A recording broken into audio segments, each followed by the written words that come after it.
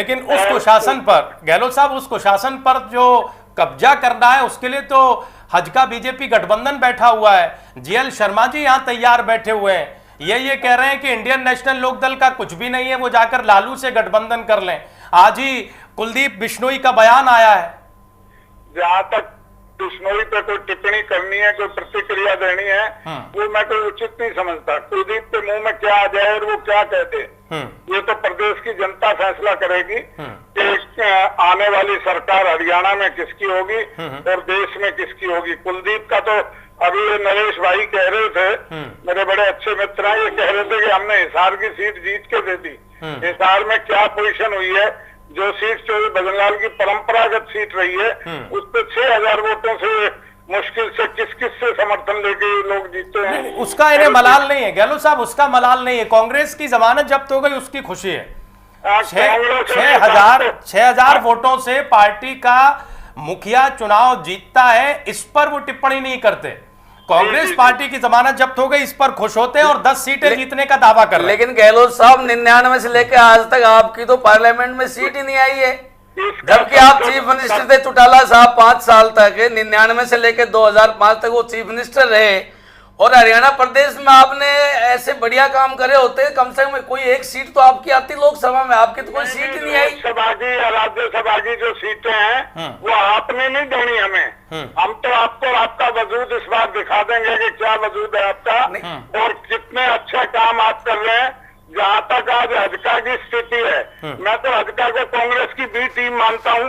ये कभी भी उसमें अब भी तो अच्छा जीत कर गए थे, नरेश जी से जीते, पूछो ना कि 6 एमएलए विधानसभा में गए थे, आज 5 कहाँ हैं। और 5 के बाद जो एक दिन कुलदीप जी ने बयान दिया था, वो बड़ा बढ़िया बयान दिया था। उन्होंने एंटी डिफेक्शन बिल के बारे में एक बयान दिया है कि मैं तो जन्मजात कांग्रेसी हूँ। जब वो जन्मजात कांग्रेसी है तो उनको बी टीम को ए टीम में मिलते हुए तब देर लगती है। पिछली बार 6 बने थे, लेकिन इस बार कह रहे हैं कि नरेंद्र मोदी को प्रधानमंत्री बनाकर ही दम लेंगे। वो पुराने बयान पीछे छोड़ दीजिए।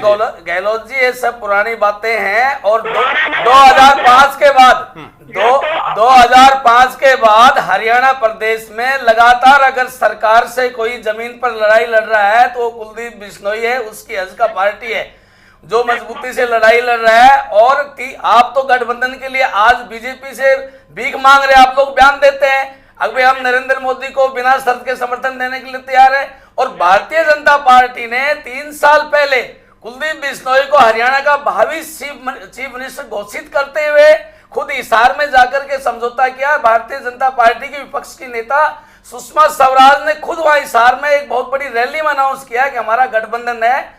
और अभी हमारी जो जन यात्रा जो हमारी चल रही है, इस समय जो हमारी जो यात्रा शुरू हुई है, उसमें मुरली मनोहर जोशी जी ने और सारी भारतीय जनता पार्टी के सीनियर नेताओं ने कुलदीप बिश्नोई जी को के नेतृत्व में ये यात्रा शुरू की है। पूरी प्रदेश के जो हजका बीजेपी के नेता एकजुट होकर के, कोई गुटबाजी नहीं है। आपके साथ भी समझौता हुआ था, किस तरह से बीजेपी के लोगों के साथ अन्याय हुआ था, अत्याचार हुआ था, वो भूले नहीं है। इसलिए गठबंधन मजबूत है। हरियाणा की 36 बिरादरी की जनता ने इस पे मोहर लगा दी है। आपको मौका मिल गया, हुड्डा जी को 2 बार मौका मिल गया। अब जनता परिवर्तन चाहती है, कुलदीप बिश्नोई को हरियाणा में और देश में मोदी को देखना चाहती है। पता लगेगा कि लोग किस पे मोहर लगाते हैं। लोग रात में सोते हुए सपने देखते हैं, हजका वाले भरी दोपहरी में सपने देखते हैं। ये मुख्यमंत्री की और उसकी तो बात छोड़ दो, ये अपना वजूद बचा जाए तो गनीमत है। अच्छा गहलोत साहब, आपको भविष्य दिखाई क्या दे रहा है? बड़ा स्पष्ट है, कांग्रेस जाएगी, देश में से जाएगी और प्रदेश में से जाएगी, और किसी की वजह से नहीं, अपने कामों की वजह से जाएगी।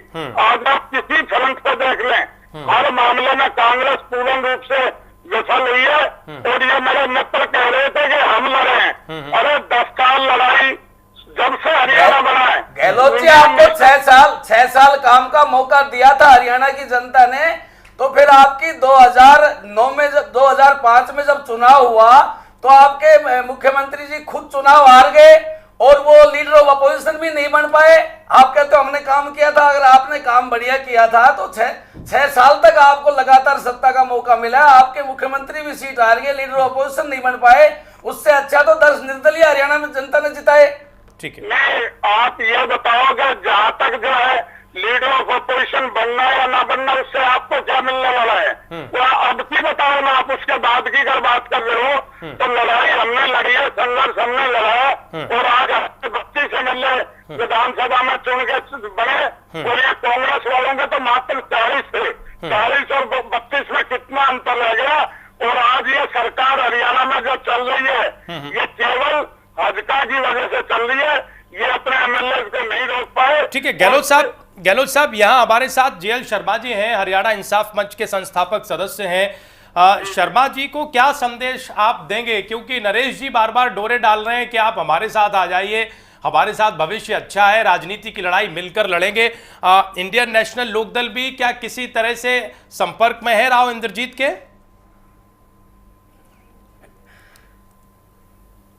गहलोत साहब, लगता है गहलोत साहब हमारे साथ नहीं, हम दोबारा उनको फोन लगाएंगे और इस मुद्दे पर उनकी प्रतिक्रिया जानने की कोशिश करेंगे। और नरेश यादव जी, कुछ आरोप तो गहलोत साहब ने बड़े गंभीर लगाए हैं, हम थोड़ा राजनीतिक बयानबाजी से अलग बात करें, बिल्कुल धरातल पर। आपके 6 MLA 5 चले गए, 1 केवल लोकसभा की सीट, 10 सीट जीतने का दावा आप करते हैं। ऐसी पार्टी से आपका गठबंधन है जो हमेशा वैसाखी का काम करती रही है, ये दावे पूरे होंगे कैसे? एक नरेंद्र मोदी को अगर छोड़ दिया जाए तो प्रदेश में दोनों ही राजनीतिक दल संगठन की स्थिति पर कहां खड़े हैं, लोकसभा चुनाव की कितनी गंभीर तैयारी हो रही है, कांग्रेस पार्टी को या इंडियन नेशनल लोकदल को कैसे टक्कर दी जाएगी, इन सब बातों की चर्चा आपके गठबंधन में, आपकी पार्टियों में हो भी रही है या नहीं हो रही है, या केवल बस बयानवीर होने का काम चल रहा है? कोई बयानवीर की बात नहीं है।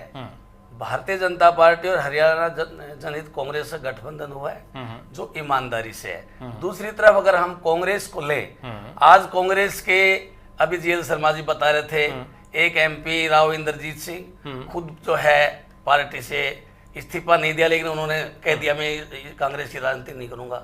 चौधरी वीरेंद्र सिंह ने आज ही आरोप लगाया है, चाहे वो इनडायरेक्ट लगाया, अपनी सरकार पर लगाया है, कांग्रेस को चुनौती दे रहा है। नहीं, चुनौती नहीं है, चुनौती दे करके ये आगे नहीं आ सकते। आप लोग कहाँ हैं? जैसे जो उदाहरण आप दे रहे हैं हम समझ नहीं, आप सुना, पहले आप सुनते नहीं, आप कहाँ हैं? मैं आपको सुनोगे आप। शैलजा भी इनके खिलाफ बयान दे रही है, इनकी पार्टी में भारी गुटबाजी है, हमारी पार्टी में एकता है, और ये लोग कभी भी लगातार कांग्रेस से नहीं लड़े। न राव इंद्रजीत सिंह कांग्रेस से लगातार लड़े, सेंटर में मिनिस्टर थे, रक्षा मंत्री थी, कुमारी शैलजा जी सेंटर मिनिस्टर थी, चौधरी वीरेंद्र सिंह राज्यसभा में MP दूसरी पावर में रहे। ये कभी कांग्रेस को समर्थन करते रहे, कभी बगावत करते रहे, खुल करके जो जनता के बीच में इस्तीफा दे करके ये नेता जनता की लड़ाई लड़ने के लिए कांग्रेसी जो डिफेक्शन, ये दूसरा जो ग्रुप है नहीं आए। दूसरी तरफ कुलदीप बिश्नोई ने 2007 में पार्टी बनाई। पार्टी बनाने के बाद लगातार भूपेंद्र सिंह हुड्डा को भेदभाव के खिलाफ, जातिवाद के खिलाफ, दूसरे सभी मुद्दों के ऊपर कि भाई हरियाणा में समान विकास नहीं हो रहा, हरियाणा में भेदभाव हो रहा है, लगातार लड़ाई लड़ रहे हैं। फिर भारत की single largest party Bharatiya Janata party ने कुलदीप बिश्नोई को ही CM का कैंडिडेट क्यों चुना? क्योंकि 36 बिरादरी के लोगों ने 1996 के बाद ये तय कर लिया कि भाई 36 बिरादरी की बात चौधरी भजनलाल जी करते थे, और आज हम सबकी सुनवाई हरियाणा में नहीं हो रही है, एक एरिया विशेष की, एक वर्ग विशेष की बातें सुनी जाती हैं। तो हरियाणा की जनता ने यह फैसला कर लिया था कि अब हम कुलदीप बिश्नोई को चौधरी भजनलाल जी की तरह से नेतृत्व देकर के आगे बढ़ाए, और वही फैसला भारतीय जनता पार्टी ने किया। इसलिए आज हरियाणा में जो लहर चली है वो कुलदीप बिश्नोई को जब से नेता बनाया है तब चली है, और भारत में नरेंद्र मोदी की लहर चली। ठीक है।